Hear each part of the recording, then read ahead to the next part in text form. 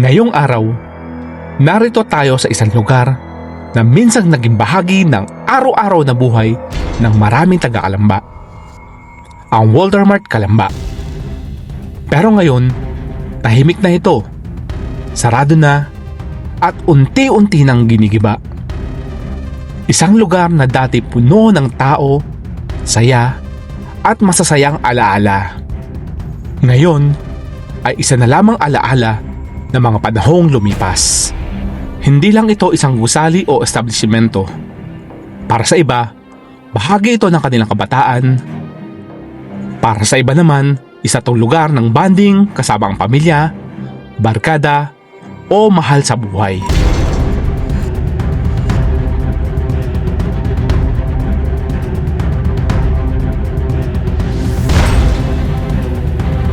At ako, si Kim Chimoto, isang content creator na ang hilig lang naman ay tumuklas at maglakbay. Samahan niyo akong balikan at libutin ang minsan naging tanyag na pasyalan dito sa lungsod ng Kalamba sa lalawigan ng Laguna.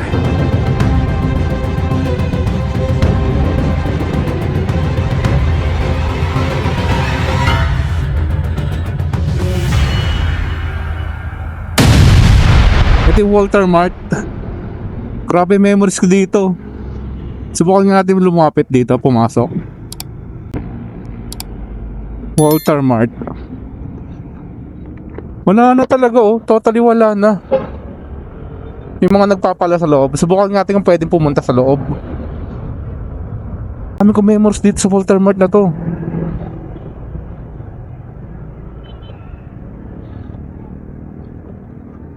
Grabe, ito yung McDonald's dati. McDonald's, tapos Jollibee. Oh. Nung high school ako dito ako nanonood ng sine. Wala na May mga bata sa loob, mga naglalaro. Tapos may nagpapala. Basta ano kayong gagawin dyan? Oo. Gagawin SM? Pwede umikot sa ikutan natin guys, sayang Gagawin daw SM. Ikutan natin. Tagal ko kasi hindi napapadaan dito. Tagal ko na hindi napapadaan. Ikutan natin to. Ayun na yung loob ganun na lang siya. Ito yung isang gate. Yung isang gate na yun. Mas madaming daanan dito. Din sa likod meron din Ayan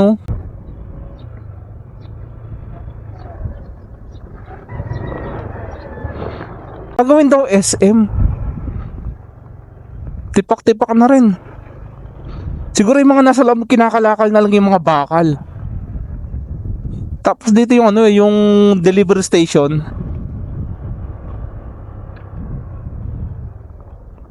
Mabutas pa yung gulong natin dito. Baka may pako at bubog.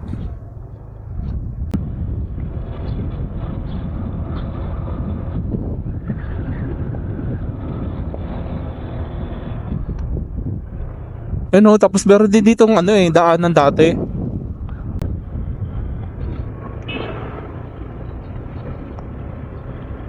Oo. Subukan ko pumasok sa loob. Pasukin ko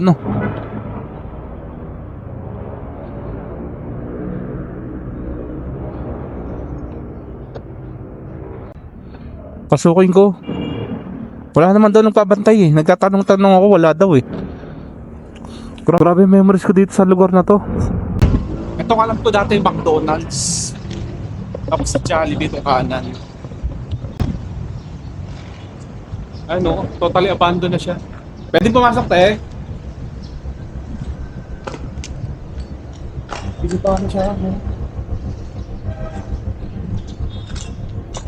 Ito yung second floor. Tapos doon going to Sinihan. Dito may escalator dati Tama Ito yung escalator. Ito. Demolish na nangyari. Dito may binibilan pa ako dito ng dati. Hindi may binibilan ako dito dati. Ang instrument. May mga nagpapala pa sa loob. No? Tapos ito yung food court. Doon ang food court sa kabila. Oh. Ito naman siguro. Ito na yung itsura niya. Gagawin palang SM, guys. At galing na to kasi madilim.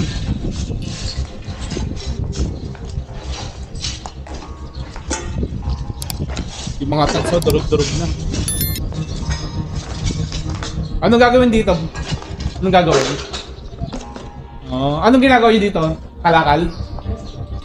Alang nguha kayo ng tiles?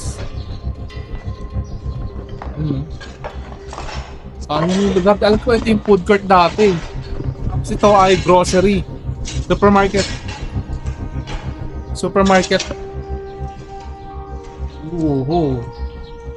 Nakakalungkot, no? Kasi, totoo lang ha. Madami ako memories dito sa Walter Mart. Kasi dito rin ako nag-high school sa Calamba. Kaya madalas ako dito dati.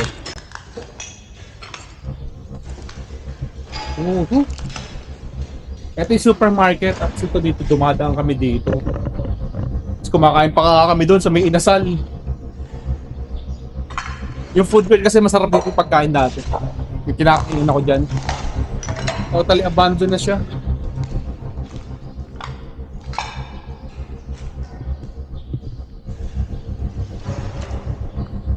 Safe pa naman siguro dito. Safe pa naman. Kanina na ako nagpaalam para makapag-shoot dito ng video.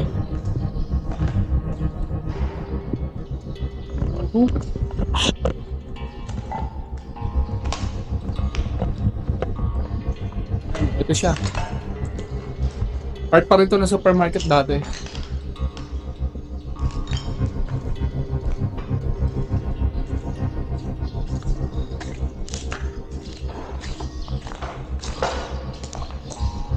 It's pa dito.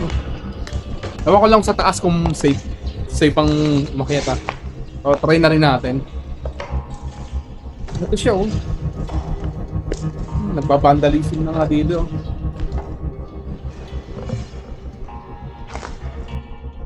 Ayon sa aking mga nakuhang impormasyon, December 31, 2022 ay opisyal nang sinara ang Walter Mart Calamba. Sa haba at tagal ng pamamalagi ng mall na ito, ay natapos na ang kontrata nito sa lupa na siya namang naging daan upang mabili ng SM ang rights dito sa lupa. Entrance gate dito. Nandito na entrance. Pagka may sasakyan ka, dito ka bababa, oh. Takot na, mabubog tayo. Ano? Ito yung SM sa kabila.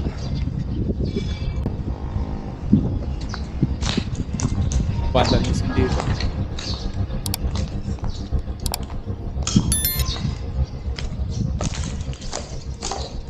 Maganda siguro kung gabi ako pupunta dito, nung magbablog ako ng gabi. Ano nga ba ang sinapit ng Walter Mart Calamba? Ito yung hagdan niya, kabilaan yan. Subukan natin umakyat.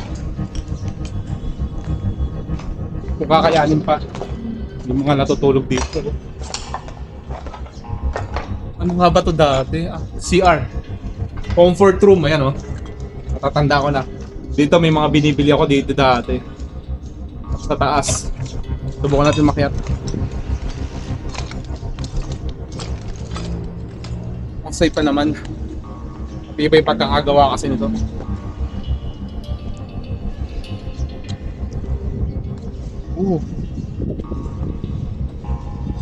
Dami kong memories dito. Arcade station doon sa may likod. Tapos sinihan. Wow! Daming bumabalik sa alaala ko. Ayan, no? Mamaya pagbalikan natin yan.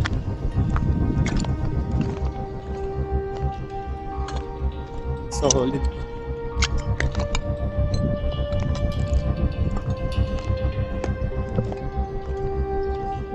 Bagay ba?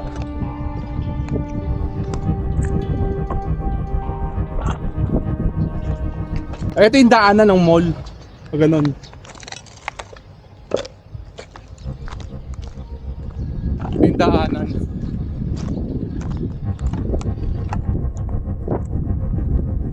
Lakas ang hangin pa rin. Kung negative pa rin magpalipad ng drone. Ito yung sinihan. Yan. Hindi ko tanda kung ilan yung sinihan dito. Parang mga 3 yata. Tagal na kasi akong hindi nakakapunta dito. Ayun yung CR. Dito may mga stalls dito eh. May binibili akong damit dito. Ito yung dulo. May CR din dito. So,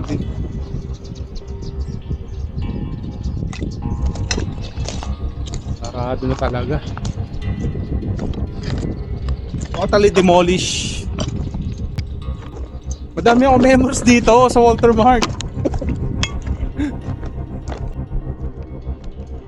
Sigurado, tulad ko ay nalungkot din kayo sa pagkawala ng mall na ito. Pakishare naman ng inyong experience dito sa comment section. Samahan nyo na din ng photos kung meron man. At huwag kalimutan mag-like and subscribe sa aking Facebook page at YouTube channel.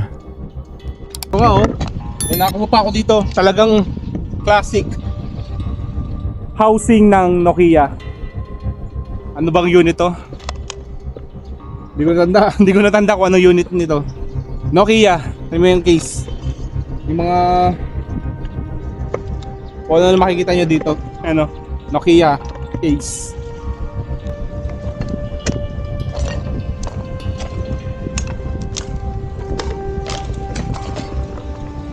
Hindi ko tanda kung ano yung nakapwesto dito dati. Ito yun. Pagka dumungo ako dito, kita nilabas. Ano? Makatakot ka lang, puro jealousy. Puro salamin, baka maiwa pa. Sa pagtatapos ng kabanatang ito ng Walter Mart Kalamba, isang bagay ang sigurado. Maaring sarado na ito at maaring tuluyan nang mawala ang gusaling ito. Pero sa puso ng maraming taong nakapasyal, namili at naging masaya rito, hindi kailanman mawawala ang mga alaalang iniwan nito. Ang Walter Mart Kalamba ay maaaring maging bahagi na lamang ng nakaraan. Pero mananatili itong espesyal sa kasaysayan at alaala ng mga taga-Kalamba. This is Kimchi Moto, signing off.